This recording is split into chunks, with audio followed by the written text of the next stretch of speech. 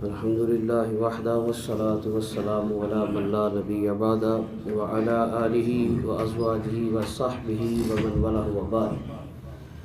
قال النبی صلی اللہ علیہ وسلم بروایت ابی درداء رضی اللہ عنہ قال قال رسول اللہ صلی اللہ علیہ وسلم خمس من جاء منہن مع ایمان باللہ دخل الجنہ۔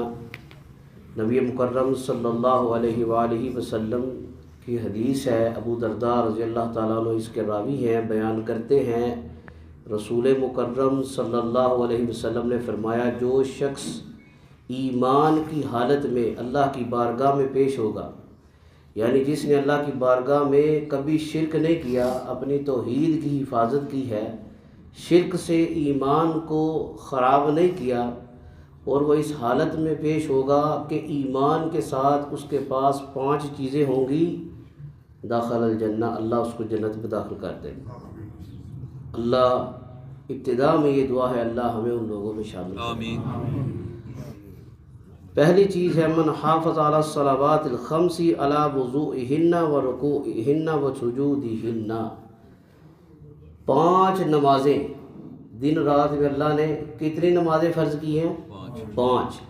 فجر، ظہر، عصر، مغرب، عشاء، ان کی کل فرض رکعتیں 17 ہیں، 2 فجر کی، 4 ظہر کی، 4 عصر کی، 3 مغرب کی اور 4 عشاء کی۔ اس کے علاوہ جتنی بھی رکعات ہیں وہ نوافل ہیں۔ کوئی شخص فرض کا اہتمام کرتا ہے تو وہ اللہ کی بارگاہ میں جواب دہی سے بری ہو جاتا ہے۔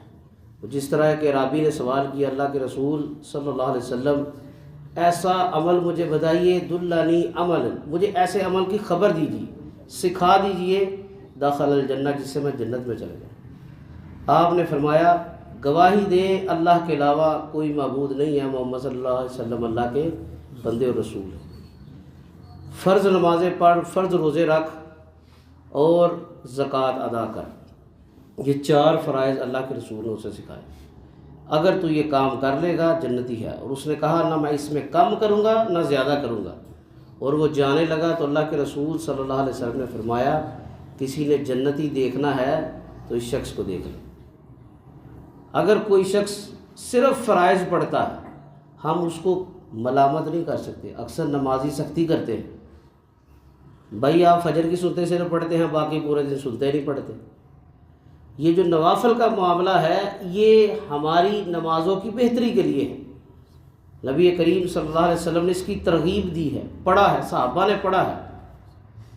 ہم صرف اتنا کہتے ہیں کہ جو مسلمان اللہ کے نبی سے محبت کرتا ہے نا، وہ آپ کی سنت سے بھی محبت کرتا ہے۔ لیکن اگر کوئی بندہ کسی وجہ سے سنت نہیں پڑھتا تو اس پر سختی نہیں کرنی چاہیے۔ اللہ کے رسول صلی اللہ علیہ وسلم نے فرمایا، 5 نمازیں، اس کے ساتھ علی وضوئہن، صرف نماز نہیں پڑھنی۔ اکثر لوگ نماز میں جب وقت تھوڑا رہ جاتا ہے، تیزی تیزی وضو کرتے ہیں، جلدی جلدی کے ساتھ، وہ کچھ اعضاء صحیح طرح دھو ہی نہیں پاتے۔ اللہ کے رسول صلی اللہ علیہ وسلم نے فرمایا ہے، جو شخص آسن طریقے سے وضو کرتا ہے اور مسنون دعا پڑھتا ہے اور 2 رکعات نماز ادا کرتا ہے، جسے تحیۃ الوضو کہتے ہیں، اللہ اس کے گناہ معاف کر دیتے ہیں۔ اتنا بڑا اجر ہے۔ اور وضو کے دوران جو حصہ جسم کا خالی رہ جاتا ہے، جس کو وضو میں دھونا لازمی تھا، اس حصے کو جہنم کی آگ چھوئے، یہ بھی وعید ہے۔ اس لیے فرمایا، نماز کے ساتھ وضو کی فکر کرنی ہے، اچھے طریقے سے، سپیڈ نہیں لگانی، سکون سے وضو کریں، ہر اعضاء کو اچھی طرح مل کے دھوئیں تاکہ کوئی حصہ خشک نہ رہے۔ وَرُكُوعِهِنَّ وَسُجُودِهِنَّ، اور اس کے ساتھ ساتھ جس طرح اچھے طریقے سے وضو کرنا ہے، نماز کے لیے آنا ہے، آسن طریقے سے رکوع کرنا ہے اور اچھے طریقے سے سجدہ کرنا ہے۔ یہ نہیں کرنا کہ کوے کی طرح ٹھوکے مارنی۔ نبی مکرم صلی اللہ علیہ وسلم کے دور مبارک میں ایک شخص آپ کے پاس تشریف لایا، مسجد نبوی میں داخل ہوا، سلام کی، نماز ادا کی اور نبی کریم صلی اللہ علیہ وسلم کے پاس آ کر سلام کر کے بیٹھ گئے۔ آپ نے فرمایا، ارجی فصلی فإنک لم تصلی، واپس لوٹ، تو نے نماز نہیں پڑھی، واپس جا کے نماز پڑھ۔ دوسری دفعہ بھی یہی ہوا۔ پھر فرمایا، واپس جا نماز پڑھ، تو نے نماز نہیں پڑھی، پھر تیسری دفعہ یہ ہوا۔ آج ہم کہتے ہیں نا جس طرح کی ہے پڑھ لے، کوئی بات نہیں، نماز تو پڑھتا ہے نا جی، جس طرح کی بھی پڑھو۔ اللہ کے رسول نے صحابی کو کیا منع کیا کہ جا واپس جا کے نماز پڑھ، وہ سلام کر رہا ہے۔ اللہ کے نبی سکھانے والے ہیں کہ مسلمان کا حق ہے، 5 حقوق میں سے ایک حق یہ ہے وہ سلام کرے تو سلام کا جواب دو۔ اللہ کے نبی کیا فرما رہے ہیں؟ جا واپس جا کے نماز پڑھ، تو نے نماز نہیں پڑھی۔ تیسری مرتبہ کے بعد اس نے عرض کیا اللہ کے رسول مجھے سکھائیے نماز کس طرح پڑھنی۔ آپ نے پھر اس کو سکھایا کہ قیام، رکوع، سجود بڑے سکون اور اطمینان کے ساتھ کرنا ہے۔ اور ایک حدیث میں الفاظ آتے ہیں کہ اللہ کے نبی صلی اللہ علیہ وسلم جب کھڑے ہوتے، جب رکوع میں جاتے، جب سجدہ میں جاتے، جب سجدہ کے درمیان جو قومہ ہے اس میں بیٹھتے، تشہد میں بیٹھتے، اس وقت تک اگلی حرکت میں نہ جاتے جب تک آپ کی ہڈیاں برابر نہ آ جاتی۔ آج ہمارا حال کیا ہے؟ ایک سجدہ کیا بیٹھے، وہ کم از کم جو سجدوں کے درمیان دعا ہے وہ بھی انسان پڑھ لے نا صحیح طرح تو اس کا سکونت آ جاتی ہے۔ کئی لوگوں کو سمجھ نہیں آتی، وہ پڑھتے ہیں کہ نہیں پڑھتے یا کس طرح پڑھتے ہیں، فوری طور پہ دوسرا سجدہ کر دیتے ہیں۔ اور اس کو اللہ کے رسول صلی اللہ علیہ وسلم نے کوے کی ٹھونکوں کی مشابہت دی ہے۔ اور ایک حدیث میں فرمایا سب سے بدترین چور وہ ہے جو نماز کا چور ہے۔ پوچھا کہ اللہ کے رسول نماز میں بھی کوئی چوری کرتا ہے؟ صحابہ انسان تھے نا، سمجھے کہ مال میں چوری ہوتی ہے، رزق میں چوری ہوتی ہے، دنیا کے متاع میں چوری ہوتی ہے، عبادت میں چوری کیا ہے؟ اللہ کے رسول صلی اللہ علیہ وسلم نے فرمایا کہ رکوع اور سجود میں تیزی کرتا ہے، ٹھونکے مارتا ہے بندہ، یہ نماز کی چوری ہے۔ اور اللہ کے رسول نے پہلا عمل جو سکھایا، اطمینان اور سکون کے ساتھ 5 نمازیں پڑھو، ان کا اچھی طرح وضو کرو، احسن طریقے سے رکوع کرو اور سجدہ کرو۔ یقین رکھیے اور جان لیجیے اللہ کے رسول نے فرمایا ہے کہ اللہ کے قریب بندہ سب سے زیادہ جس حالت میں ہوتا ہے نا وہ سجدے کی حالت ہے۔ اس کی اندر دعائیں کیا کرے کثرت کے ساتھ، اور اس کے بعد نماز کے اندر جو محبوب ترین حالت ہے نا اللہ کو بندے کی، وہ رکوع کی حالت ہوتی ہے۔ اس لیے علماء کہتے ہیں جب کس سے ملاقات کرتے ہو نا، ہم لوگوں کیا کہتے ہیں ہم سلام لیتے ہوئے جھک جاتے ہیں، جیسے رکوع میں تھوڑا جھکتے ہیں۔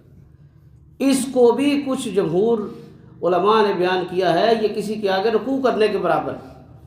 جب آپ کسی سے سلام لیتے ہیں تو آسان طریقے سے لیں، اپنا جیسچر کھڑا رکھیں، جھکنا نہیں ہے۔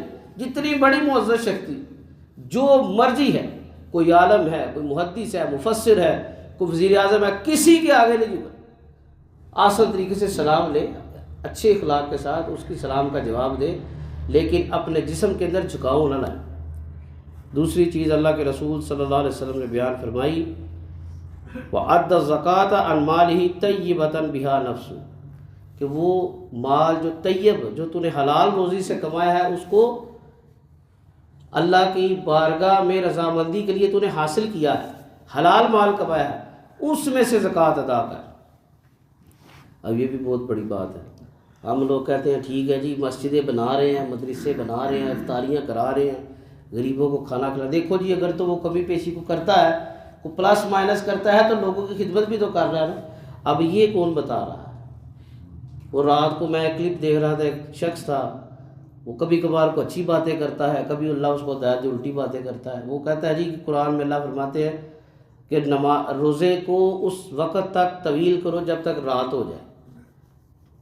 اب یہ باتیں اگر انسان اپنے پاس سے ہی قرآن کی تشریح کرنے لگ جائے نا تو گمراہی میں پڑ جائے گا۔ قرآن کس پر نازل ہوا ہے؟ محمد رسول اللہ صلی اللہ علیہ وسلم۔ قرآن کو سمجھانا کس نے ہے؟ محمد رسول اللہ صلی اللہ علیہ وسلم۔ تو اللہ کے رسول نے یہ بات سمجھائی ہے کہ وہ مال جو تو نے حلال اور طیب کمایا ہے اس میں سے زکوٰۃ اور صدقہ کر۔ پھر فرمایا وَحَجَّ الْبَيْتَ إِنِ اسْتَطَاعَ إِلَيْهِ سَبِيلًا، اگر تجھے اللہ توفیق دیتا ہے، تجھ میں استطاعت ہے، تو اللہ کے گھر کا، اللہ کی راہ میں حج ادا کر۔ چوتھے نمبر پہ فرمایا وَصَامَ رمضان، کہ رمضان کے روزے رکھ۔ اور آخر میں فرمایا وَأَدَّ الْأَمَانَةَ، اور امانت کو ادا کر۔ سوال کرنے والے نے ابو درداء سے سوال کیا، اے ابو درداء وما ادا الامانتی، کہ امانت کو ادا کرنا کیا ہے؟ قال الغسل من الجناب، کہ جب تجھ پر غسل فرض ہو جائے جنابت کے بعد، تو فوری طور پہ فرض غسل کر لیں۔ یہ حدیث کا حصہ جو ہے نا، یہ پڑھ کے انسان کو پہلی دفعہ تعجب ہوتا ہے کہ یہ سارے اعمال بیان ہو رہے ہیں، آخر میں کیا ہے کہ امانت کو ادا کرو۔ امانت کیا؟ اب دیکھیے، اگر وہ شخص تھا وہ اپنے پاس سے ہی تابع تھا، اپنے ذہن کو دوڑاتا، تو وہ کہتا ہے جی امانت یہ ہے کہ اللہ کے دین کو اچھے طریقے سے پہنچا دیں۔ لیکن اس نے فوری سوال کیا۔ کیوں سوال کیا؟ اللہ نے قرآن میں یہ کلیہ بیان فرمایا ہے، فَاسْأَلُوا أَهْلَ الذِّكْرِ إِن كُنتُمْ لَا تَعْلَمُونَ۔ علم والوں سے سوال کرو اگر تمہیں علم نہیں ہے، کسی معاملے میں پھنس جاتے ہو۔ اب صحابہ سے بڑا انبیاء کے بعد علم والا کوئی نہیں ہے، یہ ہمارا ایمان کا حصہ ہے، کوئی مانے یا نہ مانے میں اس کی کوئی فکر نہیں۔ کیوں؟ صحابہ وہ بہترین جماعت ہیں جنہوں نے نبی مکرم صلی اللہ علیہ وسلم سے دین کو سیکھا ہے، جنہوں نے دین کی سختیاں برداشت کی ہیں، جن کے سامنے قرآن نازل ہوا ہے، اور کن کن موقعوں پر کن حالتوں میں کیا حکم آیا ہے، کیا آسانی آئی ہے، اللہ کے نبی سے صحابہ سیکھنے والے ہیں اور ہم تک پہنچانے والے ہیں۔ اللہ صحابہ کرام سے راضی ہو، ان پر کروڑوں رحمتیں، اپنا کرم مغفرت نازل فرمائے، ہمیں بھی ان کی طرح اللہ کے نبی سے محبت کی توفیق عطا فرمائے۔ ابو درداء نے یہ چھوٹی سی بات بھی سمجھائی ہے، اور اس چھوٹی سی بات میں دین کا ایک بہت بڑا حصہ ہے۔ ایک حدیث میں رسول اللہ صلی اللہ علیہ وسلم نے فرمایا، طہور شطر من الایمان، طہارت ایمان کا حصہ ہے، جز ہے۔ کچھ لوگ شطر کا معنی جو ہے وہ نصف کرتے ہیں کہ آدھا ایمان طہارت میں ہے، یعنی جب بھی انسان پر غسل فرض ہوتا ہے، وہ شادی شدہ ہے، غیر شادی شدہ ہے، اس کو چاہیے کہ فوری غسل کر لے اور غسل کا طریقہ سیکھے۔ عزیز سامعین، یہ 5 احکامات اللہ کے رسول نے بیان کیے ہیں، کس لیے؟ جنت میں جانے کے لیے۔ اللہ کے نبی کا مقصد کیا تھا؟ لوگوں کو جنت میں لے کے جانا۔ پھر سے دہرا لیجئے، سب سے پہلا جز کیا ہے جنت میں جانے کا؟ اللہ کے رسول نے اس حدیث کے شروع میں بیان کیا، من جاء منہن مع ایمان باللہ، جو اللہ کے ساتھ شرک کیے بغیر ایمان کی حالت میں اللہ کی بارگاہ میں آئے گا نا، 5 چیزیں، نماز کا اس کا وضو، اس کے رکوع اور سجدوں کا اہتمام، اس کے بعد زکوٰۃ ادا کرنا، اس کے بعد حج اللہ کے گھر کا ادا کرنا، اس کے بعد روزے رکھنا، اور 5ویں چیز یہ ہے کہ امانت یعنی طہارت کا خیال رکھنا۔ غسل فرض ہو جائے تو فوری غسل کرنا۔ اللہ سے دعا ہے اللہ تعالیٰ بیان کرنے والے کو بھی اور سننے والوں کو بھی عمل کی توفیق عطا فرمائے۔ وما علینا الا